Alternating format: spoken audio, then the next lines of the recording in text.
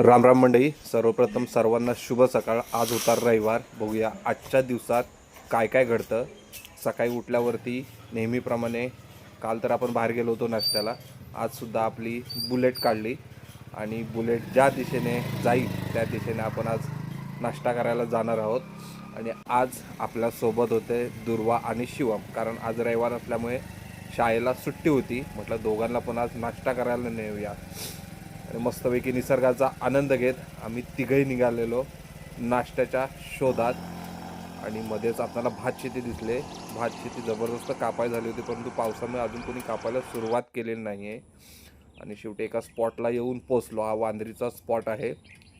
पाणी वगैरे भरतं या खाडीमध्ये, त्याच्यामुळे सर्व जाम होतं। आणि शेवटी आपला वांद्रीचा जो घाट रस्ता आहे तो उतरून आम्ही खाली जात होतो। आणि हा बघा स्पॉट तर अतिशय सुंदर आहे। आणि शेवटी आमच्या नदीवरती येऊन पोचलो। ही आहे आमची नदी, इथे गणपतीचं विसर्जन वगैरे केलं जातं।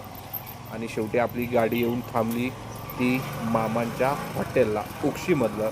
तिथे उत्तम प्रकारे मिसळ मिळते। हे आहेत मामा। नेहमीप्रमाणे एक आपुलकीचा प्रश्न, मिसळ देऊ की वडापाव। शेवटी आपली मिसळ तर आली, झणझणीत मिसळ होती। दोघांनी तर ताव मारला, परंतु नेहमीप्रमाणे शिवमने फक्त पावच खाल्ले।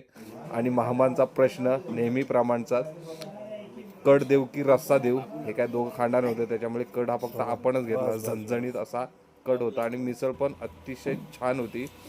सांगायचं झालं तर मामा जे मिसळमध्ये फरसाण वापरत ते आपलं एक नंबर क्वालिटीचं गणेश फरसाण असतं। एक बाईट घेतला आणि वा काय मिसळ होती। आजच्या दिवसातली सुंदर अशी आपली सुरुवात झाली होती मिसळ खाऊन। आता सगळी मिसळ संपवतो आणि पुढच्या प्लॅनिंगला सुरुवात करतो। आता बघूया पुढे काय घडणार आहे ते। त्याच्यानंतर तिथून थेट घरी आलो। दुर्वा काजू काढायला बसली होती। दुपार जेवणाची वेळ झाली। जेवणामध्ये सुद्धा मस्तपैकी मच्छी होती, तांदळाची भाकरी आणि राईस। दुपारी थोडा वेळ आराम केला, नंतर चहाचा मस्तपैकी एक गरमागरम असा घोट घेतला। चहा पिऊन झाली, नंतर आपली बुलेट घेऊन निघालो गोडाऊनच्या इकडे, कारण गोडाऊनला आपली मालाची गाडी येणार होती, ती खाली करायची होती। गाडी खाली करून झाल्यावरती आलो आपल्या नेहमीच्या स्पॉटला, जिथे आपण थोडा वेळ थांबतो, असं बापूंचं दुकान आणि शिंदे साहेबांचं चायनीजचं सेंटर।